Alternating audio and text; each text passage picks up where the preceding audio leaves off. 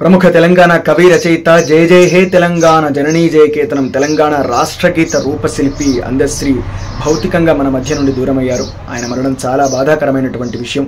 ఆయనతో వ్యక్తిగతమైనటువంటి అనుబంధం లేకపోయినప్పటికీ కూడా నా చిన్నప్పటి నుండి ఆయన రాసినటువంటి అనేక సామాజిక జానపద గీతాల్ని వింటూ పెరిగినటువంటి వ్యక్తులు. అంతేకాకుండా తెలంగాణ ఉద్యమ సమయంలో ఆయన రాసినటువంటి అనేక ఉద్యమ గీతాల్ని వింటూ తెలంగాణ జెండా పట్టుకుని తెలంగాణ ఉద్యమంలో పాల్గొన్నటువంటి వ్యక్తులు. అనేక వేదికల మీద అనేక సందర్భాల్లో తెలంగాణ రాష్ట్ర గీతాన్ని నేను ఆలపించడం జరిగింది. ఒక సందర్భంలో ఉస్మానియా యూనివర్సిటీ వేదికగా ఆయన సమక్షంలో ఆ పాట పాడి ప్రశంసలు కూడా పొందడం జరిగింది. ఇది ఐ ఫీల్ వెరీ గ్రేట్.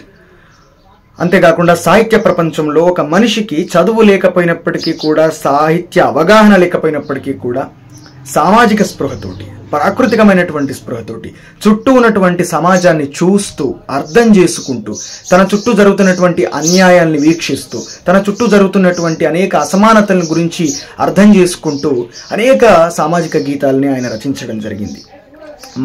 మానవుని యొక్క పరిణామ క్రమంలో మనిషి యొక్క మానసిక స్థితి ఏ విధంగా పరిణతి చెందింది, మనిషి ఎంత స్వార్థపూరితంగా మారిపోయాడు, ఎంత విషపూరితంగా మారిపోయాడు అంటూ మాయమైపోతున్నడమ్మా మనిషన్నవాడు, మత్సుకైనా లేడు చూడు మానవత్వం ఉన్నవాడు అంటూ ఆయన ఆ పాట ద్వారా మనిషి ఎంత స్వార్థపూరితంగా మారిపోయిండు, దానివల్ల ఎంత ప్రకృతికి నష్టం జరుగుతుంది, మానవ సంబంధాలకు ఎంత నష్టం జరుగుతుంది అన్నటువంటి విషయం గురించి ఆయన పాటలు చాలా బాగా గొప్పగా వివరించారు.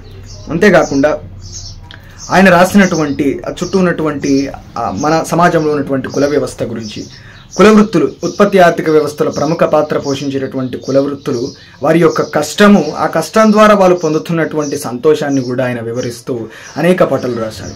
చూడ చక్కాని తల్లి చుక్కల్లో జాబిల్లి నవ్వుల్లో నాగా మల్లి నా పల్లె పాల వెళ్ళి అంటూ పల్లె జీవనం గురించి, పల్లె జీవన శైలి గురించి ఆయన పాటల ద్వారా వివరించారు.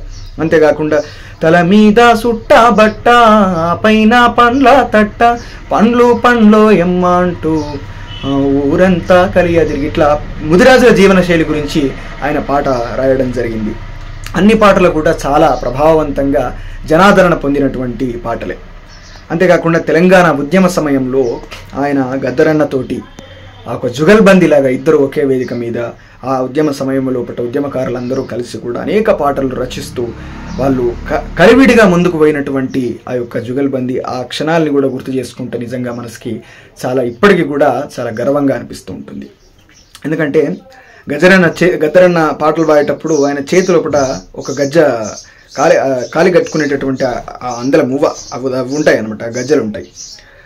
అందులో నుంచి ఒకటి రాలి పడితే దాన్ని దగ్గర పెట్టుకున్నా, నేను దాచిపెట్టుకున్నా అని చెప్పి అందశ్రీ గారు ఒక సందర్భంలో కూడా చెప్పారు.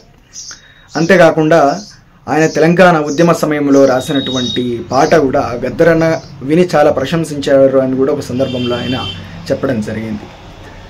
నిప్పులు చిమ్మే తుపాకి రవ్వల గుప్పిట పట్టి నలిపేస్తాం, నెత్తురు చిందే దారుల్లోన విత్తనాలమై మొలకేస్తాం, లాఠీలిరిగిన ఓహో లడాయి మానము ఆహా, పిడుగులు పడ్డావోహో మడమలు తిప్పము ఆహా, మోసాలను పసిగడుతూ అమరుల త్యాగాలను నిలబెట్టే దిశల జైబోలో తెలంగాణ.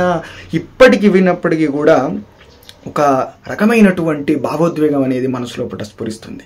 అంత గొప్ప సాహిత్యంతో, అంత గొప్ప అంటే ప్రజల్ని చైతన్యపరిచేటటువంటి అంశాలతోటి, పదాలతోటి ఆయన పాటలు రాశారు. రాసి తెలంగాణ ఉద్యమంలో ఒక ప్రధానమైనటువంటి భూమిక ఆయన పోషించడం జరిగింది.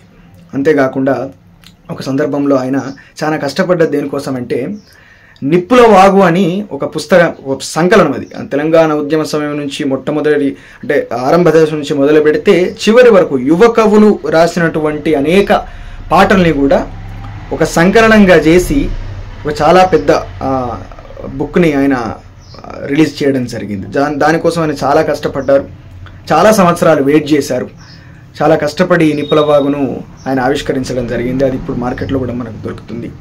అందులో తెలంగాణ ఉద్యమంలో ఉన్నటువంటి దాదాపు అన్ని పాటలు, తెలంగాణ ప్రజల్ని చైతన్యపరిచినటువంటి అనేక పాటలన్నీ కూడా గద్దరన్న రాసిన పాటల దగ్గర నుంచి అన్న రాసిన పాటల వరకు అన్నీ కూడా అన్ని యువ కవులు రాసినటువంటి అన్ని పాటలు కూడా ఆయన అందులోపట చేర్చడం జరిగింది. ఆ సంకలనం ఇప్పుడు కూడా మనకు దొరుకుతుంది. ఇది అందశ్రీ గారు వెళుతూ వెళుతూ మనకు ఇచ్చినటువంటి ఒక గొప్ప సాహిత్యపరమైనటువంటి ఒక ఆయన చేసినటువంటి ఒక కృషిగా మనం భావించవచ్చు.